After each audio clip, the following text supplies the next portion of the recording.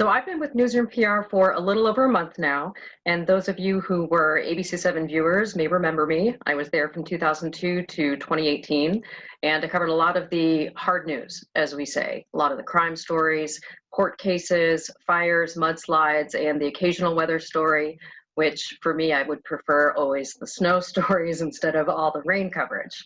I relocated to New England, and that's where all of my family is. And I chose at that time to make a career change and transition into communications and PR, because that's a really natural fit for somebody like me who was a member of the media. So that's what brings us to today.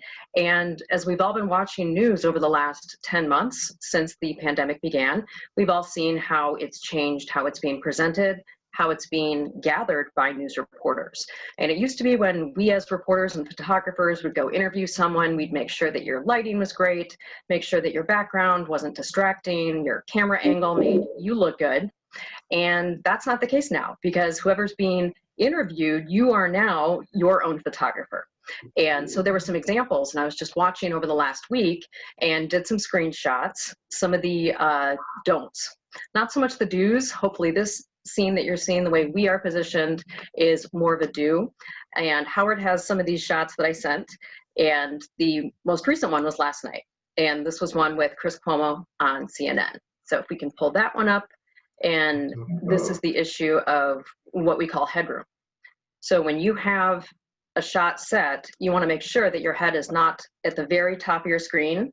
This is what's called headroom. The problem there is the person had the chyrons and there's a lot going on the screen. That person wouldn't necessarily know that, but if they had angled their camera down, or if it's a case of using your laptop, propping up your camera, adjusting things so that your head is not at the very top of the screen, then you wouldn't have the chyrons that are coming over the side of that person's face. So that's something to be aware of. The other picture, if we can pull that one up, different networks here. So we have an attorney who's being interviewed by Fox News, and his camera angle is very low. The gentleman next to him, he's being interviewed on PBS NewsHour. The person on the bottom left, the camera angle is not only awkward, there's a lot of light on his face. And on the bottom right is an attorney with his client. This was the case in Chicago just recently, where the police had gone into the wrong apartment. And in all of these cases, the camera angles are low, and it's never a flattering angle on anyone. So that's just something to be aware of, because once you do land an interview, and hopefully it's us who's helping you get that interview, you want to present yourself in the very best light. One of the other things to keep in mind in terms of a background is to have something that's not too distracting. So books, if you're sitting far enough away from them, you're not really able to read the titles, hopefully. But I've found myself when I'm watching someone do an interview, and if they're very close to a bookcase, I'm not paying attention to what they're speaking, and I'm finding myself looking at, well, what are they reading? Just kind of curious about that person. And unfortunately, that takes away from the message that that person is trying to get across. And also, a couple other things. I'm sitting in a chair where I'm comfortable and I have my arms like this, but when I've done some other interviews, I'm usually sitting in a chair that's kind of uncomfortable, so that my posture is correct and I don't have a tendency to get too comfortable and too laid back. Now, Joey's in a very comfortable chair there, and I know it rocks a little bit and it's very comfortable, but I try to always sit in a chair where I'm not going to be tempted to do anything that might potentially take somebody's attention off of what I'm trying to say. And of course, in an interview, you might only have 10 or 15 seconds of a soundbite that's being played, and you want to make sure that you're being heard. So those were some of the things in terms of the aesthetics and how you want your shot to look. But one of the key things that I think really matters, and as a reporter, it is preparation. So when you are interviewing someone, you want to make sure that that person is going to be able to give you what you need for your story.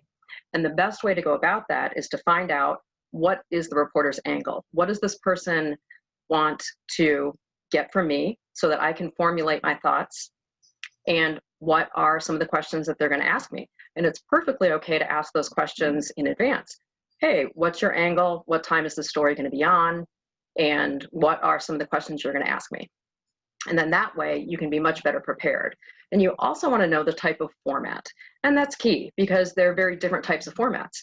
So a lot of what Joey's been doing since we've been working with him is doing the longer format where you get to talk a lot more. So court TV interviews, law and crime, where you get to be much more conversational and you're having that chat with other attorneys, you're having that chat with the host, versus something like doing a story where you're going to be potentially only one element in a story that a reporter is doing for TV, for example, and they may only have a minute and 30 seconds to tell that story. Therefore, you want to make sure that the sound bites that you're giving are going to be around 15 to 20 seconds and wanting to keep things short and concise. Because if you're giving an interview and your answers are very long and very drawn out, you can't take 30 seconds out of a story that's only going to be about a minute and 30 on tape. So it's very important to know that. And also in terms of a live interview, a lot of times it used to be done on set. And now those are live interviews that might be done between an anchor and an interviewee. And if it's a 2 to 3 minute segment, you definitely want to be aware of the time so that you can try to get as much across in that time.